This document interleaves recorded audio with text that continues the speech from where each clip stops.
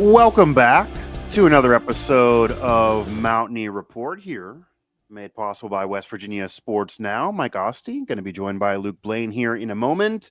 And on this edition of the show, we are going to put a pin in football.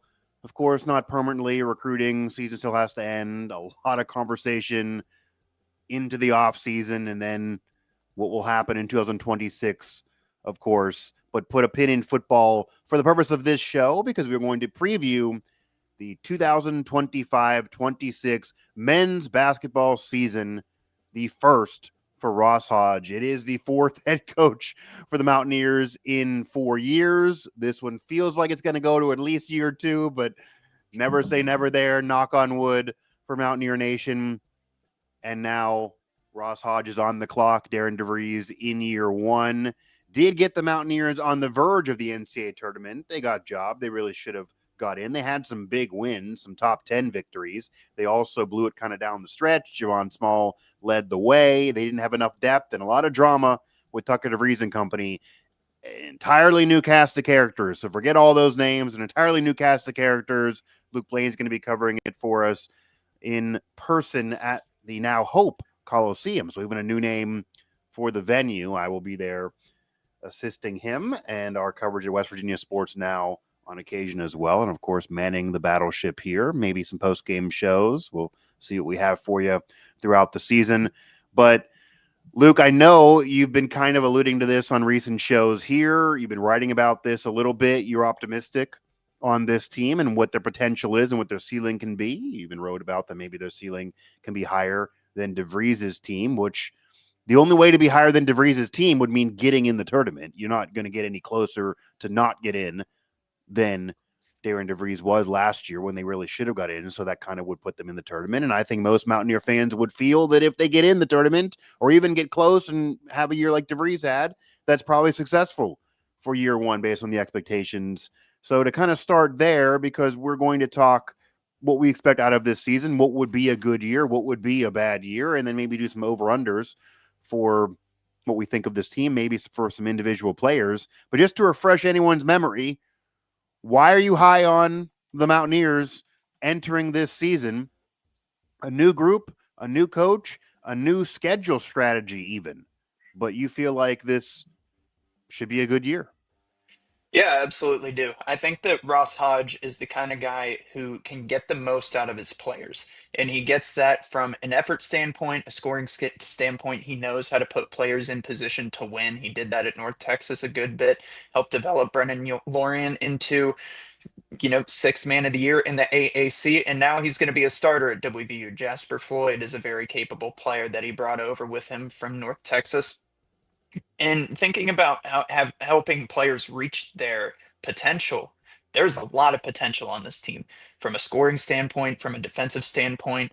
I know that defense, there were some players who talked about it. Honor Huff and Trayson Eaglestaff, as much as credit as they get for their shooting ability, they Yeah. didn't quite as much showcase it during the exhibition game. But I loved the defensive effort from those two. They had active hands. They were moving the floor, spacing the floor, communicating. Honor Huff dove a couple times for some loose balls. It was fun to watch. It really did. It felt like, you know, whenever the Coliseum would get loud last year for DeVries' teams in those defensive stands. They forced, I believe, 16 turnovers on the day. That's a pretty solid mark. But I think there's a lot of potential on defense, offense, and we didn't even see the Mountaineers at full strength. Now that there's just because, Jackson Fields was out, and now you're going to be without Chance Moore for 5 games to start the year.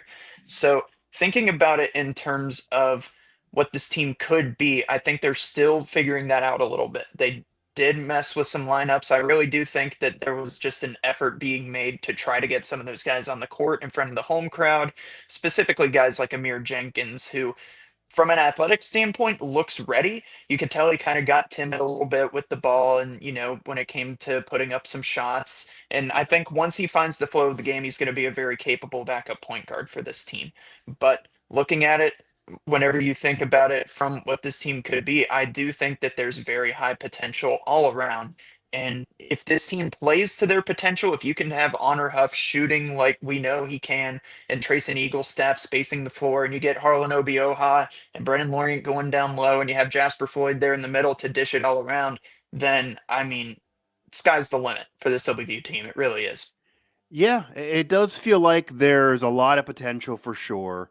And for the most part, certainly the star players, Ross Hodge is going to have a comfort that Josh Eilert certainly didn't have, and really even DeVries didn't have because they got injured early on, of having that group from the start and barring any injury all the way through and being able to have them gel. So one thing you want to hope for Ross Hodge, if you're a Mountaineer fan, is having health. That has not been the case, or not only having health, but also having players that are not dealing with fighting the NCAA, that also can stay on the court.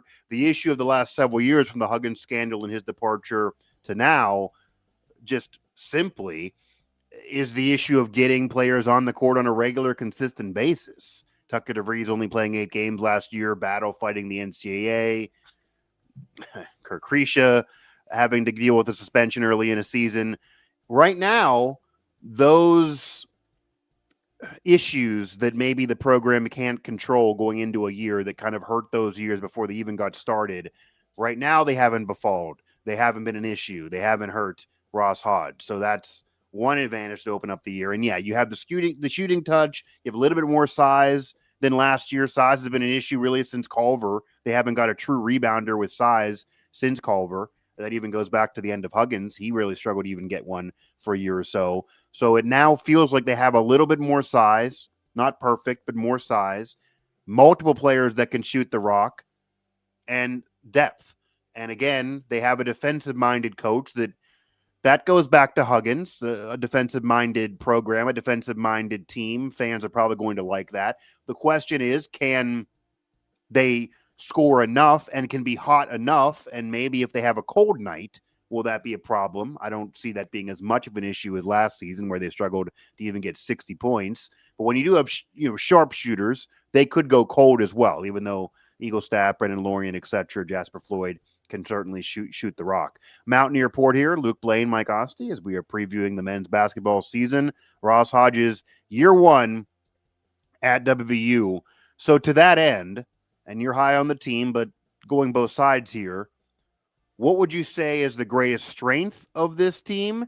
And then what would you say is the greatest weakness of this team? Because as Mountaineer fans know all too well, even when you're high on a team and you feel like everything's going to go well, it could easily not go well. So you have to allow that possibility to dangle out there. So what's the strength and what's the weakness of this team for you? Yeah, I think that's a great way to look at it. I think thinking about it from a weakness standpoint, and this kind of goes with how the team's just been the past 4 years, is I think that there may be an experience problem more so on the back end of the roster, just because you have some freshmen in there and they made some good plays. But I think in the exhibition game against Wheeling, but I think that you're going to have to still, you're probably going to have those roadblocks of the people who come in and just they're still learning to play together. You know what I mean? Yeah. They're still trying to figure things out. I can't really point to one specific issue. You might it because there's so many areas where I feel like there is depth, not so much as experience. I mean, you have a bunch of final year players in the starting lineup. I think that's a great thing to have. That's a problem to address next year, right? With recruiting and Right. the portal and Right. things of that nature. Right. I think the greatest strength will probably be offense in general in scoring. I think this WVU team can stretch the floor. I think they can go inside and, Honor Huff and Eagle Staff hit a few shots. All of a sudden, you're going to guard the perimeter, and Obioha and Lorient are going to be able to take over in the front court. And I think that that could be maybe the inside scoring depth because it's pretty top heavy with the starters in there. You look beyond them, you don't have too many guys who you're probably comfortable sitting down there and letting them, post up one on one. But DJ Thomas had some good minutes in the Wheeling game, so maybe he'll develop in that aspect. But I think, Yeah. you have And a he lot of brings different some lineups. size. If you can He give him a does. decent amount of minutes, he brings some size. That would be an extra dimension depending on how many minutes he gets in the regular Yeah. season. Yeah, I think that there's a lot of potential for different lineups, and I think that's the problem with trying to get a read on this team right Yeah, now is sure. that they did try. a lot of different lineups. I mean, it was just a couple minutes in and they made, I think, 3 subs. And some lineups they were just letting out there, and you could tell just kind of like letting them play, letting them try to figure out the game. Yeah. It's the exhibition game. You don't need to have all of your lineups set in stone there and have the rotations that you want to pick and choose yet. But I think that's the main thing with this team is going to be figuring out how to play together. And I just talked about that. It's talking about, playing together, winning together. That's always something, I mean, specifically in this age in college basketball, that's something that a lot of teams are going through. So it's a lot of times it comes down to who can figure it out the fastest. And again, they have the depth. So unlike last year's team, if Javon Small was off, they kind of were dead in the water. It doesn't feel like that'll be as much of an issue here. You're going to have nights where Eagle staff, Lorient, Jackson Fields, Jasper, they're going to be off. They're going to have off shooting nights, but you would imagine that if one is off, the other one's not going to be off on the same night, so somebody can pick somebody else up. You have more of a depth in scoring here. They do have some size. Granted, we'll see how many minutes those players get. Most of that size is likely coming off the bench, but there's opportunities for multiple starting lineups here, multiple lineups. We'll see if he has any Huggins gene in him. He did talk about his intro presser, respecting Huggins and kind of idolizing him throughout his career, that Huggins would be prone to, if a lineup wasn't working for a day or so, he would switch it up and you'd see a new one a couple games later. Will Ross Hodge tinker with his lineup if he happens to go through a dry spell or a rough week or so? Or will he ride out the kids and show loyalty to them? How will he work? We Mountaineer fans kind of have to get to know how Ross Hodge is going to coach this team as well, as this is year one for him. I do think the strength of this team is going to be a combination of having depth and scoring and also a defensive prowess. The weakness of this team could maybe still be rebounding. There's a little size there, but depending on what lineup you roll out there, if you roll out a lineup that you think is going to be a top scoring lineup and you roll out there a lot of guards, then maybe you don't have the size in the Big 12 to deal with bigger teams like, say, Houston, that's going to be a favorite again. If you throw Thomas into the starting lineup, then maybe you're sacrificing scoring to add that rebounding dimension. So it'll be interesting how that's worked out. But rebounding has been an issue really since Culver again. It's been an issue for years. Rebounds lead to rings, as Pat Riley used to say, and that's kind of been the issue for the Mountaineers, why they've been embarking on several disappointing seasons in a row here. Now, again, Luke Blaine, Mike Ostie, as we're previewing the men's basketball season. Ross Hodge, year one on Mountaineer Report. You can find this episode, as well as every episode of the show, available everywhere you get your podcasts and our coverage at West Virginia Sports Now and throughout the network. Which player on this team do you think is going to emerge, even if there's more depth now, going to emerge to be the guy, the MVP, the Javon Small equivalent? There's always going to be somebody that's a cut above the rest, even if there's depth. It looked like initially off the transfer wire that maybe it'll be Eagle staff. The program's promoting Lorient a lot more than Eagle staff. Maybe they think something of Lorient. Who do you think is going to be that guy that if this team has the year you're predicting, he's going to be the 1A to someone's 1B? Just the LeBron to someone's D Wade. There has to be one guy that is a little bit above the others. Who do you think that'll be? I do like the idea of Eagle staff. I mean, honestly, you could ask me tomorrow and I'd Yeah. probably say somebody else. Right now, I think I'll go Eagle staff. He's Okay. a good ball handler. He can, he's got the height. He really does feel like a Tucker DeVries type player. And, Okay. Mountaineer fans had a good time with him whenever, Yeah. he was playing. He was But I supposed to think be the guy, and that didn't work he out was, clearly. and I mean, Right. he kind of Right. was up until that Yeah. point, until he did leave. I mean, he made some big time shots Yeah, he did. in the oh shoot, I forget which invite, the Battle for Atlantis that they Yeah. did Yeah. last year. Yeah. So, but I like the way he handles the ball. He can catch and shoot. Didn't really showcase a lot of the offense this past week, but he's got great vision with the ball. But also, you ask me tomorrow, and I could really say Honor Huff too. I think Honor he's Huff's another one. Yeah. Yeah. he's a 100%. really good ball handler, steady shooter. I mean, the headline for him is that he led the nation in threes last year, and like Ross Hodge said, shooting will translate to anywhere. If you're on a basketball court, you can shoot the ball. And I mean, shoot, Honor Huff he went out there and made 23 3-pointers twice in um the shooting challenge at Yeah, Ballin at he Woodburn. was balling at Woodburn for He sure was there in the balling at Woodburn, 40-degree cold 40-degree weather. weather, Right. Yeah. 40-degree weather, and he was doing. I mean, it was unbelievable the things he Yeah. was doing with the basketball. So I think between him and Eagle staff, you'd have to imagine that those will be the 1A and the 1B. Yeah, and he is a little undersized, but we've seen even going toward the peak of this and that type of style with the long range shot from somebody undersized or at least skinny of Steph Curry, that maybe you can't handle somebody trying to really body you up all the time, but you can shoot the rock from anywhere. You're going to have an Yep. advantage. It doesn't matter whether he's allowed to kind of get through the lane or get to the paint. Doesn't need to be there, doesn't want to be there. He wants to hit the outside shot. He can live outside and you can defend him, but if you're trying to do it legally, he's going to be able to get that shot off really no matter how contested it is. So Honor Huff is a nice pick. He's somebody that's probably not getting enough love from Mountaineer fans right now and what they're expecting. It kind of felt like that maybe he was brought in to kind of be underneath Eagle staff. I probably would lean Eagle staff as being the top player on this team. It seemed like he was the most focused on transfer when they were looking for all these guys and we were reporting on all these guys. It seemed like the energy was most focused on Eagle staff. They wanted to get him above all else, and he's had big games. I mean, Honor Huff's a great shooter, but Eagle staff's had 40+ point games. He's had games where he's scored and he's done it even against major competition. So he certainly has been able to prove that he can do it as well.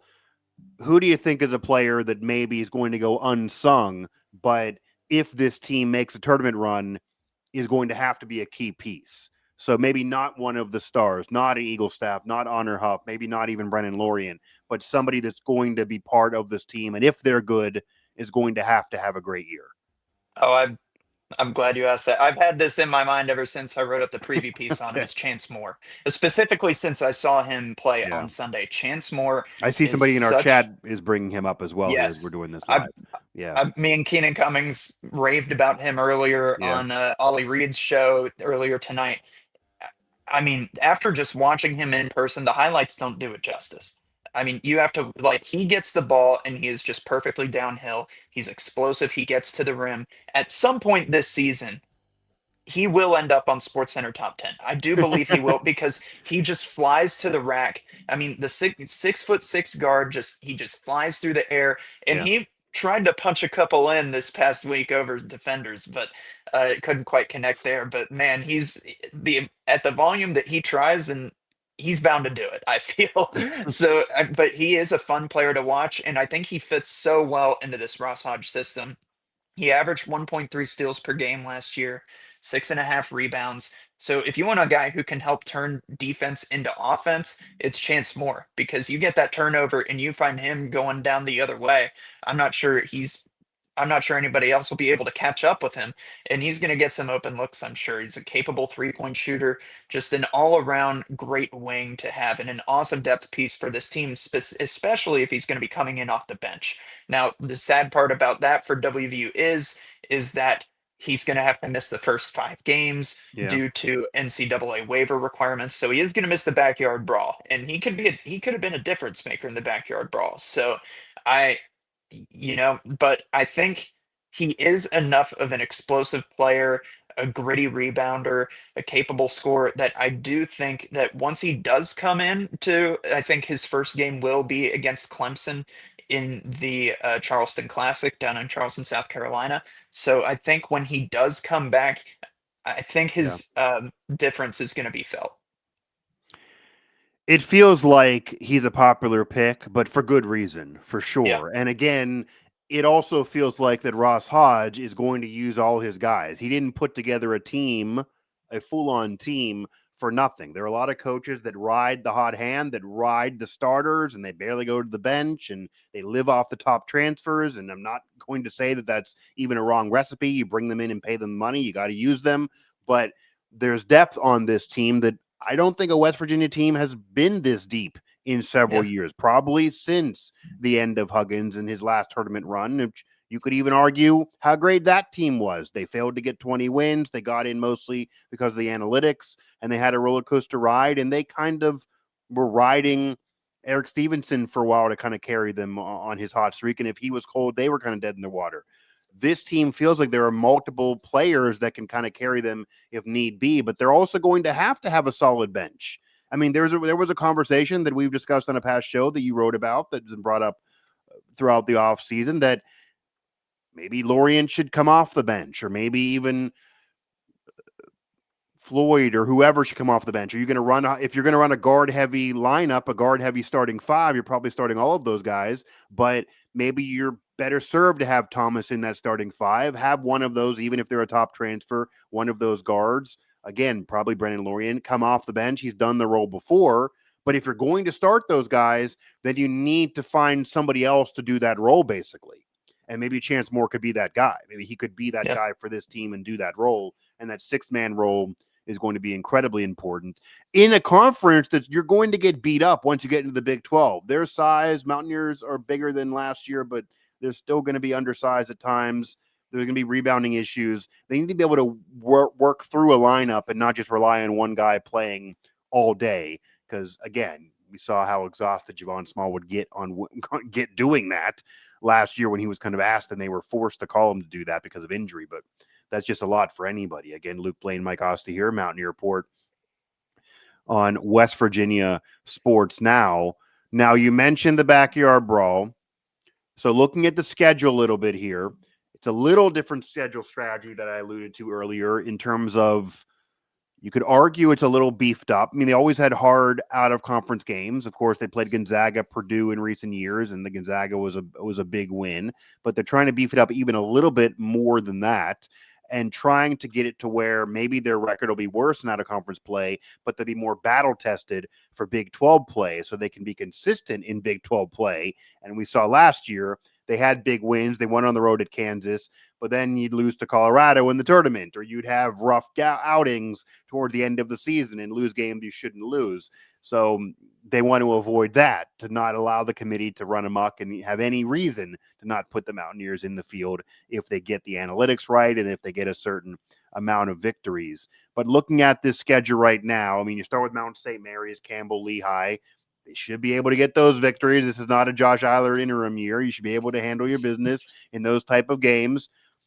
Simply put, and this is hard to predict, still a couple weeks away from this game, the backyard brawl is going to be a very big deal. It's going to be that first big deal for Ross Hodge. He knows how big of a deal that game will be. He talked about it at the West Virginia Fan Caravan in Pittsburgh, at the Pittsburgh stop, so kind of in a road environment, even though there's Mountaineer fans there, which is why they were there. But he knows the pressure on that game. That's going to be on national TV. West Virginia did not win it under DeVries. They've not been winning it in recent years. After Huggins, for better or worse, he clipped off a lot of wins over Pitt and took care of business in that backyard brawl rivalry for many years in a row. Even won 6 in a row at one point. West Virginia fans, they need that win. They really need that win. Football got it, even though the year is really bad. They need that win. Do you think West Virginia gets the win in the backyard brawl? It is in Morgantown, November 13th. So not September 13th, but November 13th, 6 p.m., FS1. It is game 4, I believe, for Hodge as far as the regular season goes.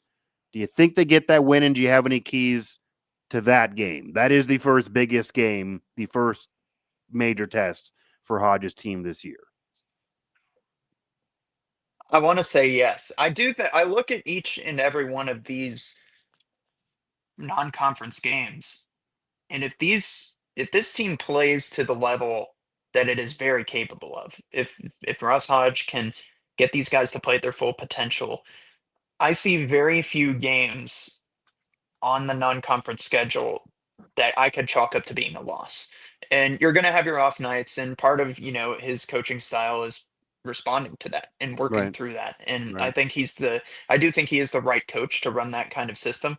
I do think that guard play is going to be very big for the Pitt game. But I think that obviously the biggest difference between this past year and this year is that it's going to be at home instead of away. And being in that tough road environment as a team with all new players, I mean, we saw it last year, it didn't go well. No, It was a very very no. rough game, and that was a game that had fans thinking, oh well, year one, you can just chalk it up to that. I don't, that was the point where people started to question how high that team's ceiling was. Right. Obviously, they proved them wrong down the line, Yeah. but to have that matchup early, I think to have that kind of intensity early is a good thing. I do think that this will be a game where you need to be able to rebound. You need to be, and I think hitting shots and controlling the momentum is going to be huge. This is arguably the biggest game of the non-conference schedule because it will be their first test as a team. I do think that they should be able, like you said, Mount St. Mary's, Campbell, and Lehigh, those should not be games that you struggle in.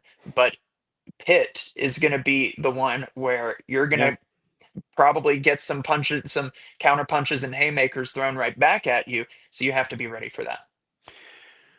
I think right now, and I won't be held to this because, again, weeks away from the game, I think right now they're going to win the game. I think Yeah. there's more depth on West Virginia, and they are at home. And I think they're Yep. not going to have the drought that the team last year endured. I don't think it's going to be too big of a situation for them because, again, it's at home, it's not on the road. I do think Pitt's a little overrated in the offseason so far. I think West Virginia is going to win the game. We will see what happens. That is the first big test for Ross Hodge. And it's not to say this is a little different than football because you have so many games in front of you that, like DeVries' team last year, to their credit, you can lose the brawl even though it sucks for the fans and still have a great year. I mean, that losing the brawl, in a way, it almost ended up galvanizing the team. They're able to kind of say, chalk it up as early. That's our humble pie. It was so bad. We can't be that bad again. They never really were that bad again. And they had big wins not soon after that. So it doesn't mean that the year's over and that Ross Hodge got to go or the season sucks or they're not going to make a tournament run. But winning it would certainly put a jolt of energy and inject something into this fan base that they've been missing really since Huggins' departure and that scandal and then the Eilert year and what this fan base has had to experience the last several years, which is below Mountaineer basketball standards and a dark period for the program that had a solid run for a decade plus under Beeline, Huggins, and consistent success. And even when it waned at the end of Huggins, where they weren't really as much of a legit national ranked team, they were still a tournament team. Still did get in his last year. And not making the tournament is certainly not an acceptable bar for this program. And it's year one, but Ross Hodge knows the assignment. That's why I asked him at the intro presser, like, it's not your fault. It's not all on you. You didn't mess up years ago. You didn't end Huggins' tenure the way it ended. You didn't do anything the last couple years to make the seasons go awry. You're not Bubba Cunningham who screwed the program over last year, but it's been several years since getting in the NCAA tournament, since 2023. It feels like it's actually Yeah. been longer than just a few seasons. And the program standard is 31 of them. That's pretty high, actually, historically. You got to get in. And, if you're close, maybe they'll give you a mulligan for year one, but you certainly can't have a 9-win season. And that, Yep. that's pretty known. And, he took that on the chin, and we'll see what happens here. But I do think he put together a team that can get in the tournament and can make a tournament run. Obviously, what they do in Big 12 play is more important than the out-of-conference play. But separate from the Pitt game, because you mentioned that is the biggest game of the out-of-conference schedule, just because it's that first test, and that's a fair assessment. What would be the other out-of-conference game besides the brawl? After the brawl's done with, then what's the other non-conference game that you could look at and say, this will show something of really how good this team is? And I'll compare it to last year when maybe the Gonzaga game or maybe one of those tournaments. Obviously Arizona's a conference game, but what happened in any of those tournaments. Gonzaga, I guess, would be that major game. You're facing a program like that, and to beat them, it showed that this program really can compete against anybody, even if maybe they're a little lesser than they were in recent years. WVU is going to face Clemson in the Charleston Classic. They're going to have Georgia or Xavier. They're going to have an opportunity against Wake Forest. They're going to face Ohio State. Those are the other ones that are really of note that are major conference programs. Which one of those do you think is really going to be that next test outside of the brawl that really could show what this team's made of? Yeah, if we're looking at specifically the non-conference, I think it has to Yeah, be Ohio State. I just simply has to be. I mean, it'll technically it's on a neutral floor.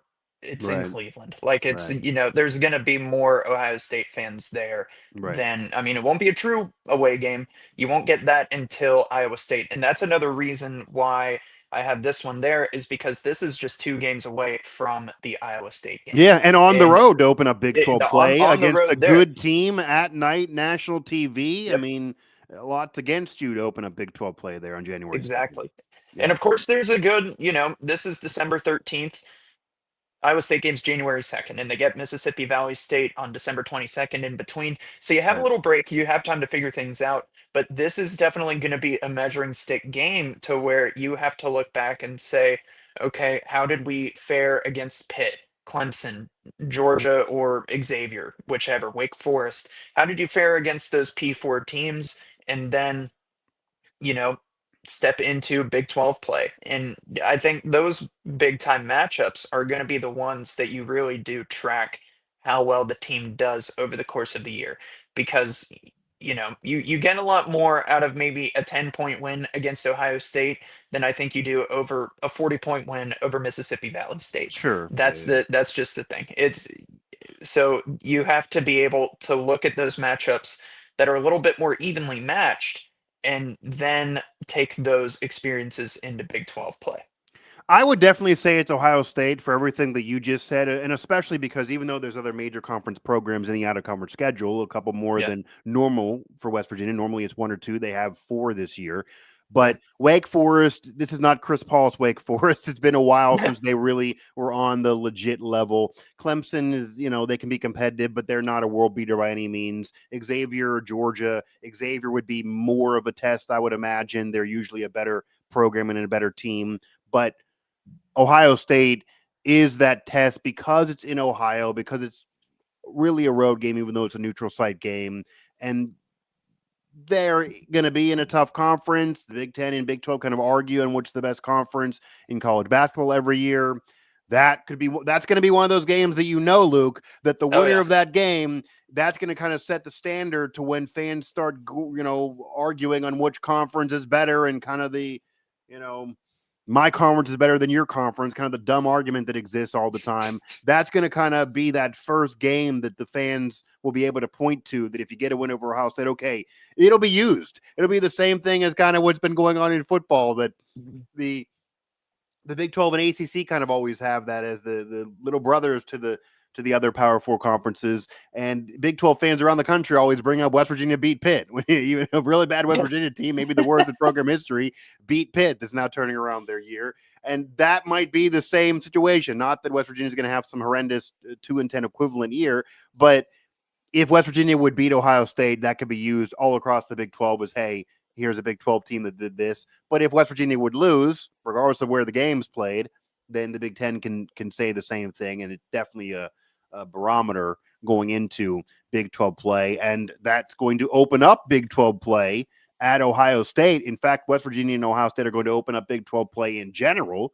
That'll be the first game of the conference schedule for anybody. And it'll be on the road at Iowa State, at the Hilton Coliseum in Ames on ESPN2, pretty friggin' late. So we'll be staying up to be covering that. Probably not traveling. So we'll be staying up late to be covering that.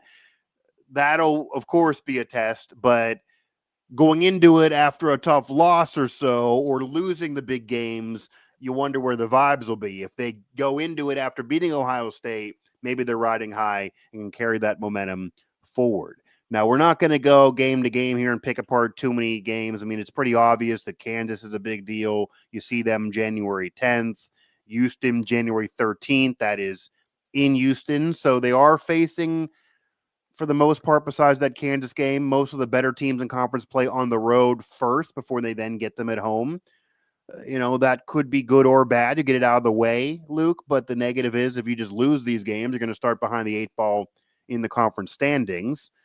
You get Arizona State also on the road, Arizona on the road. Kansas State does open up in West Virginia at the Hope Coliseum. Same thing for Baylor.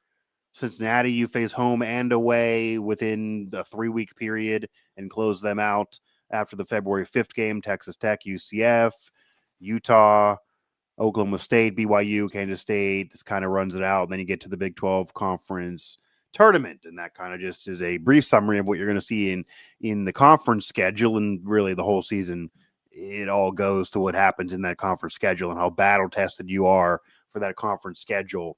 So on an over-under type situation here, for this team, and you're high on them right now, over under 19 wins overall.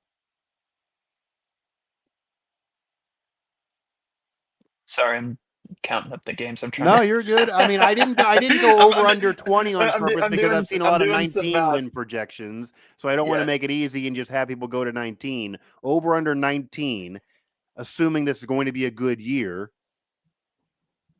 And for year one, you could argue it's still good if, say, they would get to 18 and miss the tournament or something like that, or even 17.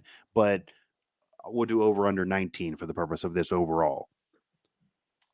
I mean, call me an optimist, but I'll take the over. I will Okay. do that. I think, you're gonna get some layups in the non-conference play. I do think the Wake Forest matchup favors them. And if you can Right. at least go 1-1 in the Charleston Classic, you're looking all right in Big 12 play because I think WVU is going to be a little bit more into the middle of the pack even than they were last year.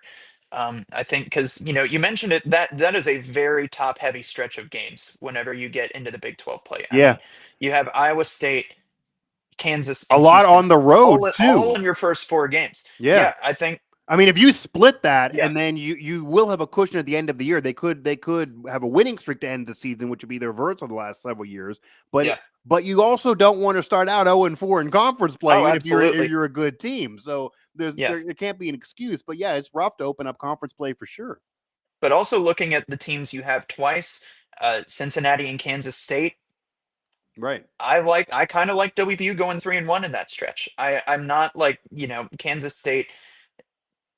I'm not crazy impressed with them right now. Cincinnati's still on the come up. I know those were games that WVU got in battles with them last year, but Yeah. I think those are some winnable games specifically for the teams that you're going to see twice. It's not like last year where you're seeing Houston twice. That is, you don't want that. But Or and years then where you saw Kansas twice, because that happened as yes, well. And you get Kansas at home, you don't have to go to Kansas. That's a big deal, actually. You did win on the road at Lawrence last year, but yeah, that's a gigantic deal because we know how the referees work there when you're in Lawrence. oh yeah. But having it at home, West Virginia's been competitive no matter who's been the coach at home against Kansas. Yeah.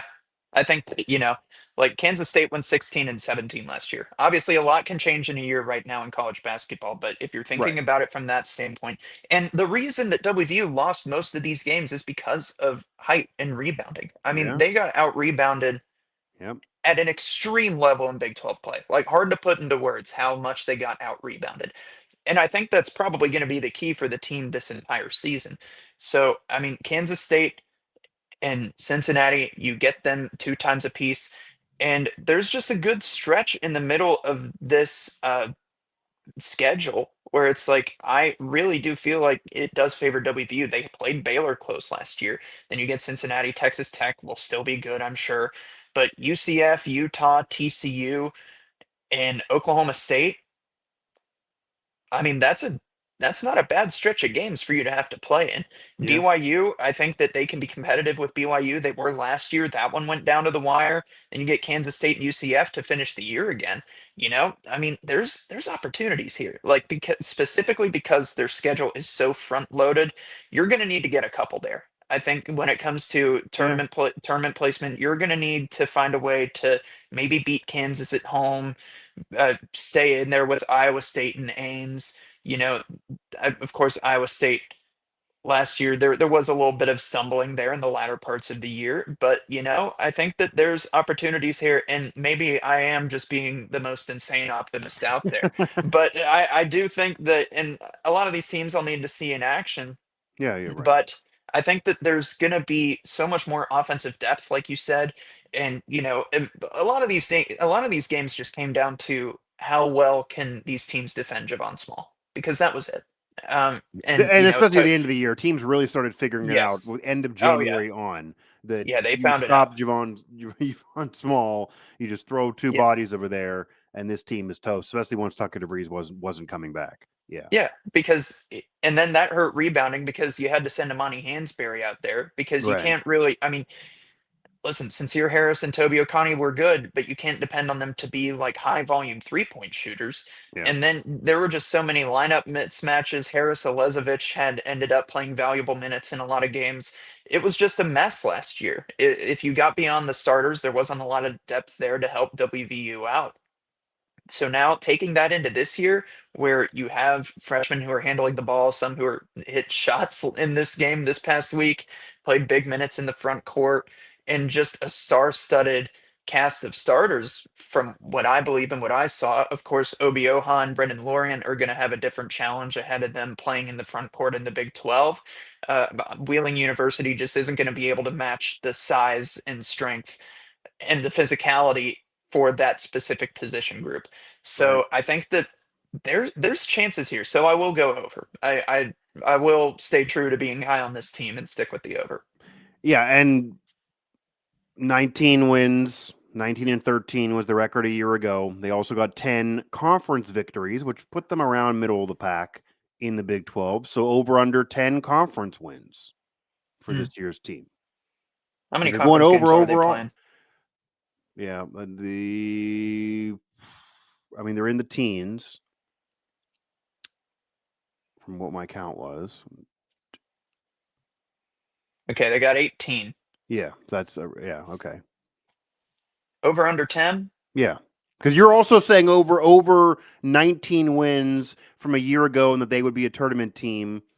So yeah, I'll still go over under 10 on Yeah. the conference schedule. And you also got to get and I'll add to your points there. You have to get the home games. I mean, Yeah. maybe you could lose the Kansas game because they're just Kansas, but you want to win Right. enough of the home games. You have a decent amount of road games that are tough early on in the conference schedule, then it will get easier. But last year they were 13 and 4 at home. Like you have to get the home games, and that allows you to get enough victories, whether it be conference play or otherwise, to then be in line to be a tournament team. Just on an overall standpoint, obviously, it matters what you do in the metrics these days, and that's how this team got in the tournament. Even several years, this program got in several years ago, is off the metrics, and sometimes you can actually go into a game and lose and still move up in some of those metric polls. And I know fans get confused by that, but that's how college basketball works. They're kind of figuring on what you're expected to do.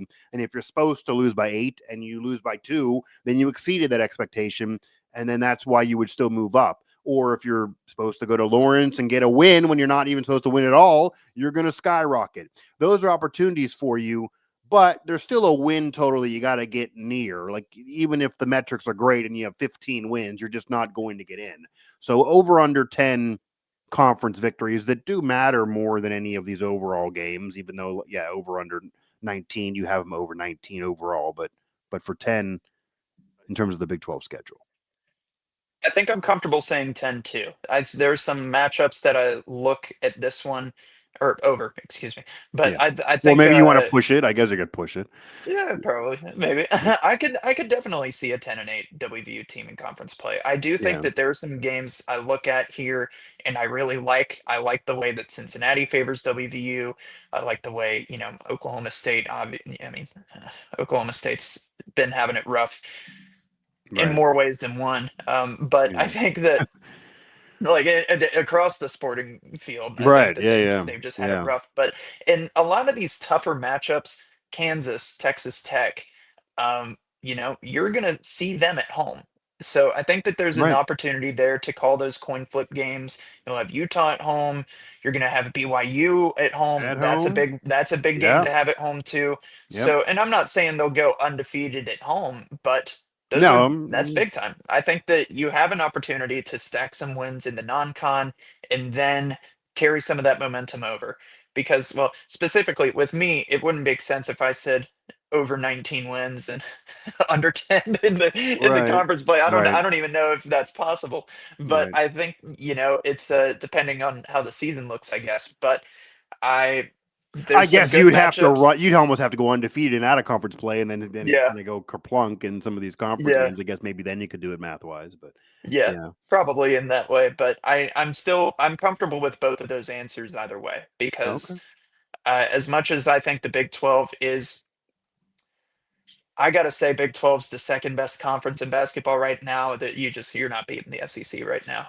I mean, the SEC was the best conference last year, Yeah, but even with SEC the Big too last 12, year for sure. Yeah, it's been yeah, Big Ten and Big 12 for many years, but last year the SEC yes, absolutely emerged as the legit yes, top conference for sure, and that should carry over. Although going yep, into last year, I don't know if anyone thought the SEC would be so great, and people thought it would be the Big 12 again after their streak of Final Four national titles and national title oh yeah, appearances, etc. So maybe it'll flip off, but yeah, the SEC is legit, yes, to say the very least. But the Big 12 is good enough in college basketball that they should get several teams in the tournament outside of just the conference champion, for sure. So there should be hmm room that if West Virginia wins enough of these games, they certainly can be in line to not have their bubble burst again.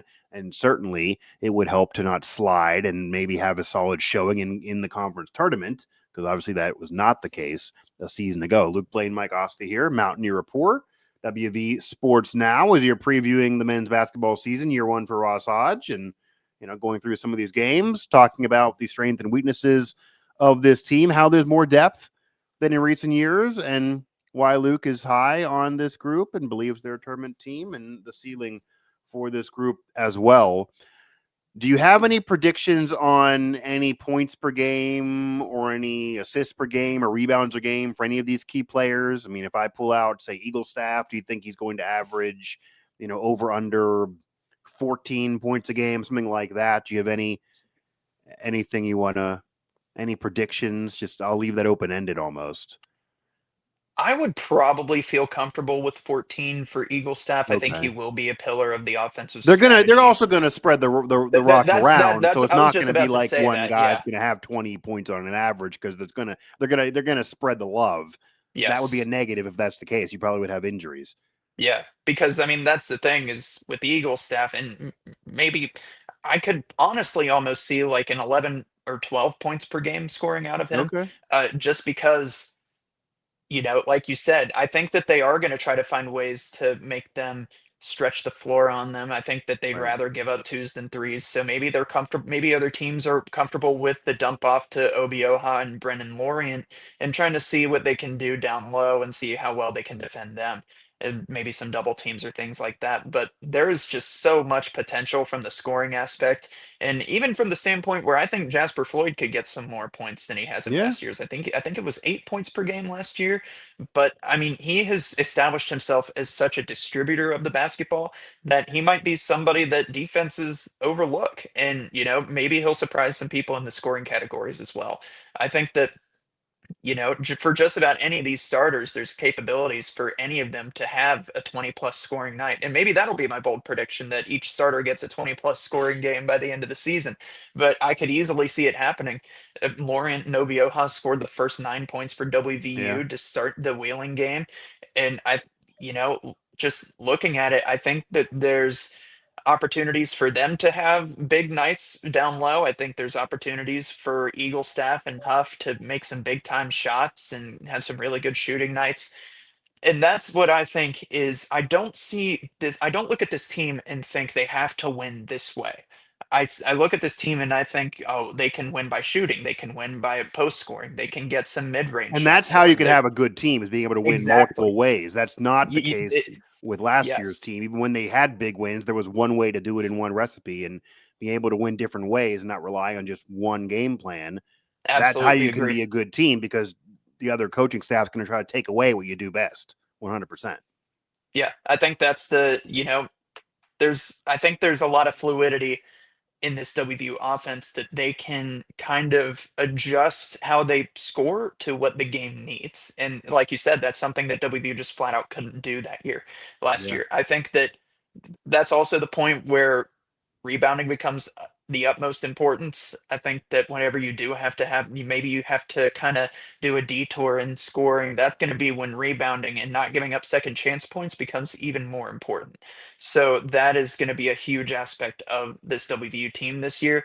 And it's honestly kind of exciting to imagine a WVU team that can rebound because we haven't really Again, had that. I think right, I mean, right. even 2 years ago, if you take Jesse Edwards out of that lineup, I mean, they're getting murdered on the boards, and they still did throughout a lot of the year. But I think that that's going to be something exciting for fans. I mean, honestly, the idea of Mountaineer players getting a rebound consistently, I'm not really sure when the last Well, time that fully happened.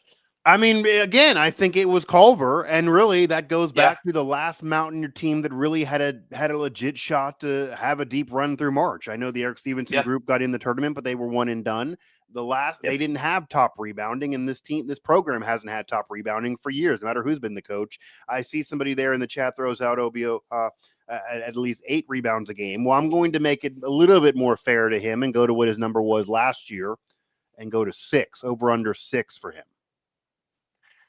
That's the What challenge That's what he there put up because last year. yeah, He put up 6 on an average last year. yeah. That's the challenge there because if you're looking at it from the Big 12, I think that's when those averages really could go down. I'd give it a slight over. I'm not sure he'll make it to 7, but Okay. just because of the nature of the Big 12 and how Yeah, he bigs was play in exactly that 6 league. last year. Yeah. Exactly 6. Yeah, so I could see 6.5. I'm not sure I can fully go, but that's also from the standpoint of he has another rebounder down there with Lorient who can grab some. I Right. think they're going to be looking to crowd the paint whenever they have those two on the floor together. So I'll give it a slight over. I'm not too terribly confident in that one, but I Okay. mean, he will definitely make a difference down there in the front court for Yeah, WVU. 8's wild. That's a little high. Yeah. I'm almost tempted to push personally. I almost think maybe he'll hit 6, or maybe it'll be under and be like a 5, maybe 5 and some change if I had to really bet to. If you think Eagle Staff's probably going to be MVP, although that could maybe fluctuate game to game, probably agree that Eagle Staff's probably going to be the leading scorer for this team. But again, they're going to diversify the offense. There could be multiple double-digit scores. I would imagine in most victories, you're going to see 3, 4 plus players in double digits in points. That if you only see 1 or 2, that's a bad night at the office for the Mountaineers based on this lineup. Could even be more than 3 or 4, maybe 4 or 5 in terms of getting 10 or more. So, with that said, who do you think is going to finish as the second leading scorer on this team? Because it could also go in a couple different directions I think behind that's Eagle true. Staff. I think I would almost be comfortable putting Lorient as that second scorer. Okay. I think just because shooting with Hunter Huff, how many times will an off night offset your averages and percentages? Lorient is I mean, he has such a nice touch around the rim. Uh, Very good finisher for the team. He can pull up from the mid range as well, and they've talked about using him as a stretch four, so might see him outside on the 3-point line a little bit. But I could flip a coin between Lorient or Huff, just because Honor Huff might prove me wrong and hit another 131 3-pointers. I mean, he Right. can just have that kind of night where he is a game breaker, and there's no way to guard him. So I think that depending on the look of the defense and depending on the strategy and depending on of course the opponent, everything like that, I could Yeah. go either Lorient or Huff. I could be talked into either. Yeah, I think that makes some sense here as you kind of round things out here again, previewing the men's basketball season. Ross Hodges, year 1 at WVU. Luke Blaine, Mike Osta here on Mountaineer Report, and our coverage all year is going to be at West Virginia Sports Now. Before I go to the question that's on everybody's mind and really will answer whether this is a successful year or not, and that is if this team makes the tournament or if this team once again falls short. Getting off that snide is the most important thing for this fan base at some point to see them play into March. And it's year 1 for a coach, but that's where the expectations always are for this fan base, is to get in the NCAA tournament. Do you have a hot take? You could say no, but do you have any hot take for this year? I mean, last I year, a think hot that take I would have been they were going to get 3 top 10 wins that nobody would have dreamed of, and they didn't do yeah. that in championship seasons or Final Four year. But I don't know if that's going to happen this year. Even if this team's better, I doubt that's going to go down again. I think this team can make the Big 12 semis. I really do. Okay. I think that they can click and hit their Okay. motor at the right time. And I'm not. Maybe I'm just a little bit of a coward, and don't want to say they'll make the championship yet. But I think that Okay. they can Yeah. hit a run and they can find their spark. I think they have some favorable matchups going into the Big 12 tournament. They could potentially see if they are in the middle of the pack or maybe upper middle of the pack, they could see a team who Right. they had played recently, given, BYU, UCF, Kansas State, Oklahoma State. They could get a favorable matchup. They could get a first round bye. But I think, I think there's a fairly high ceiling, and I do like this team's odds going into the Big 12 tournament. And if they do that, you would imagine Oh yeah. as long as You're in. you would imagine that as long as the regular season, whether it be out of conference or in Big 12 play, did not go completely awry, that they would then propel themselves in the tournament. Certainly if they are a bubble team, that if they do that, that would then get them in at minimum, and maybe they would be in anyway, but you would certainly imagine that that would solidify them as an NCAA tournament team. And that brings up the question. The ceiling's high. It is year one, even though there's depth of this team and the roster looks solid. Granted, the naysayers would bring up that we've talked about before, and is a legit criticism because you got to recruit with the big boys here. They don't have a Power Four transfer. There's not that experience, even though there's NCAA tournament experience and even Final Four experience on this team. They don't have a Jamon Small coming from one Big 12 team to another.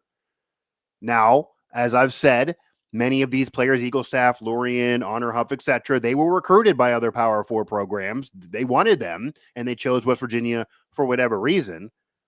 So it's not like these are just completely vagabonds that nobody else wanted, but there's not a Power Four player there. Ross Hodge has only been a coach at the D1 level, let alone the power level, for a couple years. And he doesn't have NCAA tournament experience himself as a head coach, even if he's experienced it in general. Those are negatives that if this team goes off to a slow start, loses the brawl, endures a losing streak, ends up way below expectations and loses some conference games they shouldn't lose, or goes 1-3 to open up Big 12 play because of schedule stuff early on. These are things that are going to get brought up, and they know that. And if this team does not have a solid year, these are things that are going to be said, and then it'll put pressure on next year to get that Power Four transfer, and for Ross Hodge to show that he can actually get in the tournament himself as a head coach and not as an assistant, etc. Because again, this fan base is not going to wait around forever, even if he doesn't want to leave, because hey, the last several years aren't his fault. The fan base wants to move on and wants to have success and get back to where the program should be. So those are negative things that you got to bring up here, that if this does not go well, those are going to be the problems and going to get brought up. Do you think this team, though, overcomes all of that, reaches the ceiling that I guess you would say yes here, but reaches the ceiling that you've been predicting? And do you think this team actually gets in the NCAA tournament? Oh, I think so. I really do. I think that they if they do what they can do and steal some wins, maybe some on the road, and just be steady at home and Right. don't blow any of those games. Combine that with maybe beating Ohio State, beating Wake Forest and Charleston, go 1-1 at least in the Charleston Classic, maybe 2-0. I do. I Yeah. kind of like their chances just about against just about anybody in that tournament field right now. Yeah. But you make that happen. I mean, you have a steady foundation going into conference play, and if you can do what I just mentioned, then I think you're in the clear for the tournament, I especially if think you make the Big 12 semis. Yeah, sure. I think that we're going to know. I think they're going to do. They're not going to go undefeated out of conference play. They're going to lose some of those games in those tournaments, but I do think they're going to do enough. They're going to get, maybe they'll beat Ohio State and maybe they'll beat Clemson, but maybe they'll lose the next game to Xavier. Maybe they'll beat Wake Forest. Maybe they won't. I think they're going to win the brawl, but if they win the brawl, maybe they'll lose the Wake Forest game. That would kind of probably be an upset loss. It would hurt them. I think they're going to win most of the out of conference games. Certainly, they're going to maybe lose one or two of them. I don't think they're going to lose more than two or three of those. If they do, then it's a problem. But I imagine they're going to lose a game or so in the out of conference play. You get into Big 12 play, what I think we're really going to find out about this team is what they do in the beginning of Big 12 play, what they do against Iowa State, Kansas, those early Big 12 games, especially the games on the road. They're not going to win all of them. It just doesn't happen in this conference, and they might not even be favored in most of those games early on with the way their Big 12 schedule is formatted. But can they get enough? If they even go 500 in those first 4 to 6 games of Big 12 play, and then they can clip off on an easier stretch, clip off some wins on an easier stretch at the end, that might be fine. They just can't go ahead and win 1 out of 6 or go 1-5 or 1-4 out of their first 5 or whatever. They can't do that. And if they do that, they're gonna have some problems and they're gonna be behind the 8 ball. But if they can at least hold water or maybe get a big win or so there and maybe play even above 500 during that stretch, then they should be riding a path to get in the tournament and certainly be at minimum a bubble team, which year one, that would be a success. And I guess that's kind of how we'll end this. I know you think they're going to make the tournament, which then obviously would be a success for year one. But in all reality, what do you think would be a success for year one, realistically? And then what would be a complete failure for year one, aside from tournament and the Eiler year? Like, what in the middle there, what do you think is a success and what would not be a success for year one? I think success is probably hanging around in the middle of the pack in the Big 12. Like you said, I don't think they go undefeated in the non-conference schedule. I think I would be a bit naive to think that. I think going into the Big 12, you need to be able to separate yourself from the lower end competition in the conference. Yeah, And I wouldn't say that if they didn't have as many splash recruits as they got this offseason. I think that, just there's so much scoring potential, there's so much defensive potential. A lot of these guys are fifth year, fourth year players. So I think you need to be at the very least, I think the 9 or 8 seed in the Big 12 come tournament time. okay. I like that. And maybe get a game or two in the tournament. I think a failure would be, kind of like the opposite of that is being in the bottom of the Big 12. I think any less than, uh, I'll say 7 or 8 Big 12 wins. I think that would be I don't think that would be a good year. And Right. just because you have so much talent there, and I think that you've had the off season, this roster's been established for a while. You got to find a way to make it click in this right time. And, you can probably expect a little bit of a rocky stretch, maybe in conference play, given how many difficult opponents they have there. But I think that the main thing is you've got to figure out how to make adjustments. And because that's what the great teams and the great coaches do. And that's the problem over on the football side is you are not seeing the adjustments and you kind of go out there and see the same results all the time with the football team. But and Yeah. yeah, we said we weren't going to bring it up this episode, but Yeah. here I go. Well, But yeah. I think bringing it all together, like you said, like we both said earlier, there's a lot of scoring potential on this team. You got to find a way to put up points. If this defensive mindset comes as advertised, which it looked like Yeah. it did against Wheeling to a degree, Right. then I think that you should be able to at least hang out in the middle of the conference. But with the amount of hype this team's getting, with the amount of big time transfers that have come into this program, you can't just go out there and lay an egg in conference play. That just can't happen. No, and I think they exceeded expectations in the offseason, recruiting wise. I think Ross Hodge, Yep. for his lack of experience, which was the concern, can he recruit with the big boys? I think he has recruited with the big boys. Without a Power Four transfer, he still has recruited players the Power Four schools wanted, and he won those players over. And he built a crew that really fits his personality and fits the offense and defense combination that should lead to success in Big 12 play even immediately. Doesn't have the controversies, doesn't have to fight the NCAA. Everyone's healthy right now. Right now, they have some luck on their side. The offseason's gone well for Ross Hodge, really. So can they carry that into the season? And that has made the expectations so high to where people are saying they're going to make the tournament, even though it's in year one. I do think that as long as they are a bubble team, that's success for year one. As long as they're in the mix, their 9 wins probably in Big 12 play would be a bar. If they're below that, then they're probably not really going to be a bubble team. maybe 8 at the worst, but they're going to have some big wins mixed in there. Probably 9. 10 would be like last year. They're going to have some of those out of conference games be wins for sure. Some of those big power four opponents, but I'm sure they're going to lose some of them as well. But the roller coaster ride that goes on will have to be stabilized enough where they don't endure too many losses in a row and they get to that 19, 20, maybe above 20, dare I say above 20 for this program. That hasn't been the case in years. Even Huggins' last tournament team was at 19, and last year's, if they would have got in, was at 19. So can they get 20 plus would be a big deal. That seems like that's the bar right now. It's been 19 for so long for West Virginia. So can they get above that? But that's where the expectations are right now, even though it's year one. They're not talking about, hey, 16 wins and just, be respectable. The expectations above that because of the offseason they've had. So we will see what they do once they get together, and there's kind of pressure on Ross Hodge. But his style of wanting to have the tough defensive team that also can score is exactly, again, the recipe that Houston built and that Kelvin Sampson has going on down there. I'm not saying they're going to win the conference and be Houston right away. It took Houston some time, but people forget Houston is a defensive team, and they do hang their hat on defense, but they've also scored 90 points in games, including last year during the tournament run. They had a 90-point tournament game. They can score with the best of them, too, when they have to, and that's kind of how this West Virginia team looks, that they may rely on defense. That's what Ross Hodge wants to do, but they can also score the best of them, which is what they're going to have to do to beat some of these quality opponents and become a tournament team, which is where the expectations are.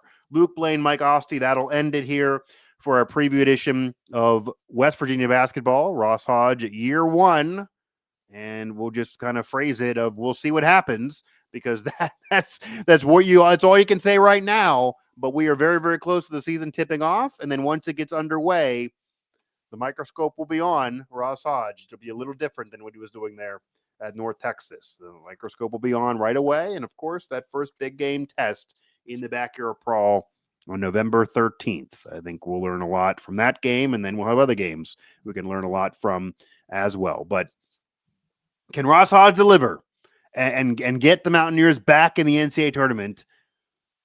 And then can he stick around, and can this program go to year two with a coach?